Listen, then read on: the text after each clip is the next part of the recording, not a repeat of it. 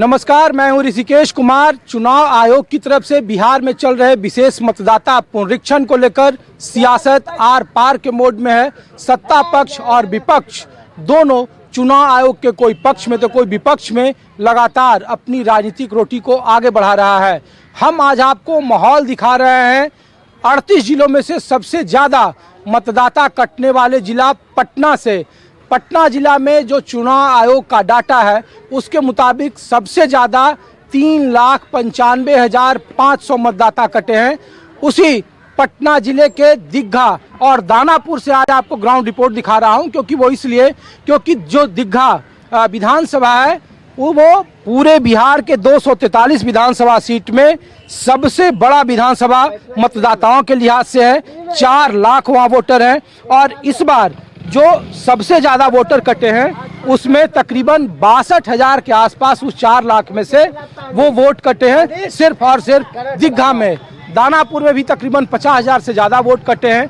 और चूंकि ये दोनों ही विधानसभा सीट और मेरे ठीक बगल में राघोपुर है जहां पे तेजस्वी यादव की कॉन्स्टिट्यूंसी है और उनके नाम को लेकर सबसे ज़्यादा सियासत हुई, उस राघोपुर में भी तकरीबन 35,000 से ज़्यादा मतदाताओं के नाम कटे हैं। इसमें बहुत सारे मृत बताए जा रहे हैं, इसमें बहुत सारे शिफ्टेड बताए जा रहे हैं, इसमें बहुत सारे ऐसे हैं जो दूसरे जगह पे जिनका कोई अता पता नहीं है और जिनके फॉर्म को लेकर आर पार की लड़ाई लड़ी जा रही है। तो हम आज आपको इसी दियारे से, मेरे पीछे देखिए दीघा है जिसमें 14 वार्ड है, 6 पंचायत है, 4 लाख वोटर हैं। तो जिनके वोट कटे हैं किस जाति से हैं, किस वर्ग से हैं और बीएलओ क्या उन जगहों तक पहुंच पा रहे हैं जिनके दावे हैं, आपत्तियां हैं और जिनके वोटर लिस्ट में नाम फॉर्म 6 जोड़ने की बात है। तो हम आज आपको इन्हीं दियारे के इलाके से दिखाएंगे जहां तकरीबन जिस इलाके में मैं जा रहा हूं 75 गांव हैं और उस 75 गांव में तकरीबन 90 से 95,000 वोटर हैं। और एक डाटा के हिसाब से जिस जगह पर मैं आपको नक्टा पंचायत ले जा रहा हूं वहां तकरीबन 9200 वोटर 2024 के लोकसभा चुनाव में थे। इस बार तकरीबन 1200 वोटर इस पंचायत से सिर्फ कटे हैं। तो उस वोटर के कटने का, उनके जोड़ने का क्या प्रावधान है, आज आपको ग्राउंड रिपोर्ट यही दिखा रहा है। तो पहले चूंकि यहाँ से अब दियारा शुरू हो जाता है और अब बाढ़ ऐसा है, गंगा अपने बिल्कुल दोनों तट उनका उफान पर है और ऐसे में एक बीएलओ का तो पहुँचना बिल्कुल मुश्किल बात है इतने बड़े पानी में। तो हम लेकिन कोशिश करते हैं कि कुछ ग्रामीणों के पास ले चलेंगे, कुछ बीएलओ के पास ले चलेंगे अगर वो वहाँ पे मौजूद रहे तो, और बताएंगे कि ज़मीन पर जो चुनाव आयोग की तरफ से नाम कटने के, नाम जोड़ने के और जो राजनीतिक दल ये दावे कर रहे हैं उनके खिलाफ जो प्रतिवादे कर रहे हैं उनका ग्राउंड रिपोर्ट क्या है, माहौल क्या है बिहार में चल रहे विशेष मतदाता पुनरीक्षण कार्य का।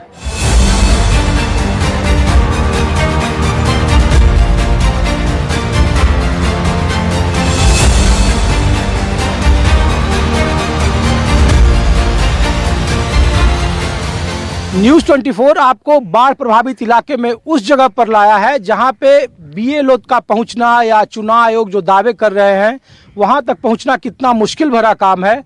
बरसात हो रही है बिहार में और मेरे पीछे जो सामने चारों तरफ का जो गांव देख रहे हैं ये नक्टा पंचायत है।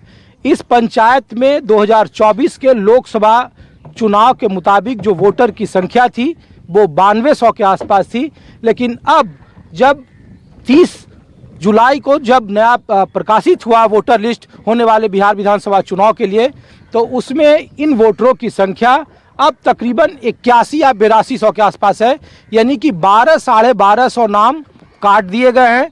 ये 15% आंकड़ा होता है और इनका सिर्फ और सिर्फ यही जरिया है यहाँ से दीघा जाने का, पटना जाने का।